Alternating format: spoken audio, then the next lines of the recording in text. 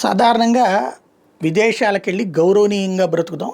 భారతదేశంలో పెద్ద సంపాదన లేకపోవడం వల్ల మనం ఆశించిన జీవితం బ్రతకట్లేదు అని చెప్పేసి వెళ్తుంటాం. అక్కడ అకస్మాత్తుగా ఒకటొచ్చి నువ్వేంది ఇండియా నుంచి వచ్చావా? సిగ్గుండొద్దా మీరు? అడుక్కు తింటున్నారా? మా దేశాన్ని ఎందుకు దోచుకుంటున్నారు? మా ఉద్యోగాలు ఎందుకు దోచుకుంటున్నారు? మీరు పిగ్గులు, మీరు అట్లాంటోళ్ళు, మీరు ఇట్లాంటోళ్ళు అని బూతులు తిడితే ఎట్లుంటుంది? ఒకసారి అయితే ఆడెవడో ఇది అనుకుంటాం. కంటిన్యూగా తిడతంటే ఎట్లుంటుంది?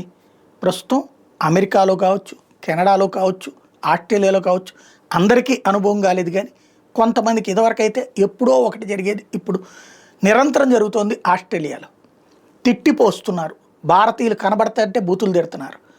ఈ వ్యవహారాల మీదన ఈవెన్ అక్కడ అంటే ఒక రకమైన రేసిజం అనమాట. దాని మీదన ప్రధానమంత్రి ఆల్బనీస్ కూడా ఆగ్రహం వ్యక్తం చేసినా సరే ఇంకా కొనసాగుతూనే ఉన్నాయి. ప్రజల్లో ఒక తీవ్ర వ్యతిరేకతని భారతీయుల పట్ల సృష్టించే ప్రయత్నాలు జరుగుతున్నాయి అన్నటువంటిది అక్కడ ఉన్నటువంటి ఎన్ఆర్ఐలు చెప్పే మాట.